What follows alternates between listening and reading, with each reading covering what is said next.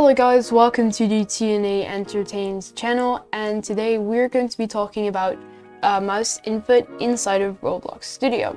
So our goal for today's video is to make sure that when we click on this part, it will disappear. And we're going to be doing that with the GetMouse function built into Roblox Studio. Going to be putting a local script.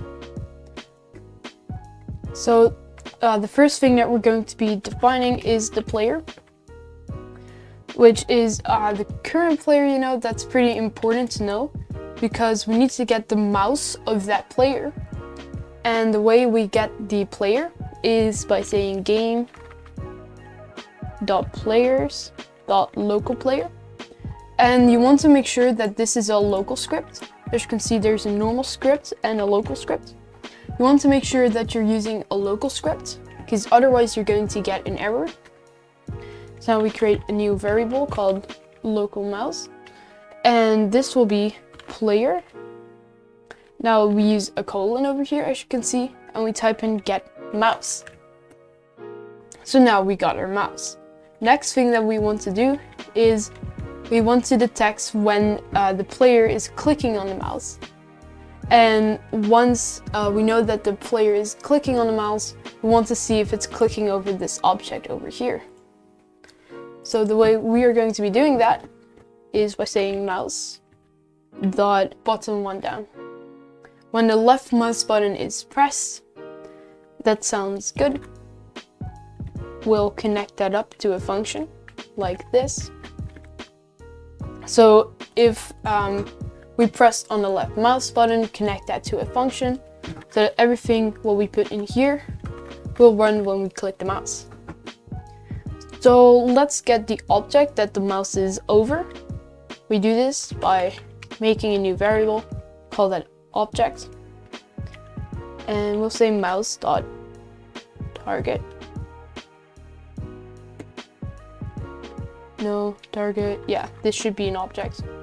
And now we will print object.name. So now when we click on the mouse, it will get the object that the mouse is currently over, and we'll print the name of that object. Alright, so let's try that out. Oh, whoops.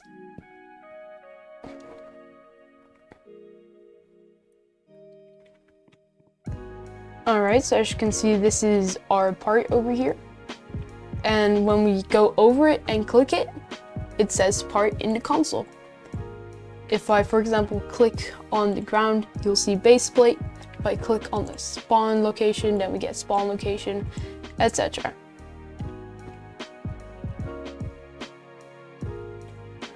But as you can see, we actually got an error here because we clicked at the sky, which is completely nothing. So we want to check if the object actually exists, and the way to do that is just by saying if object, then, and in that we put our print. So now we're looking, does this object exist? And if it does, print out the name of that object. So that now when we run it, and you can see we click this, it still says spawn location. We click on this, it still says part. When we click on this, we don't get an error anymore. Alright, so now we want to remove that if it's this part over here. Not if it's, for example, the base plate or the spawn location. There are multiple ways to do this, but for now we're just going to see if the name is part. And if it is that name, then we'll just destroy that. So the way to do that is just to say if object.name, name of the object, is part, then what we'll do, object destroy. So if the name of the object that we're currently over with our mouse is part, which is this object over here, but not, for example, the base plate or the spawn location. So let's see if that also works.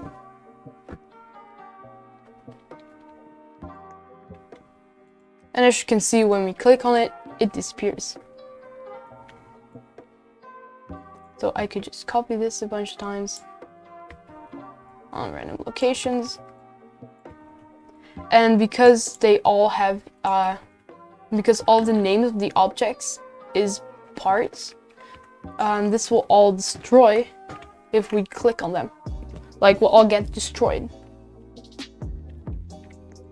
Click, see, it's all gone. So yeah, that is basically how the Roblox mouse works.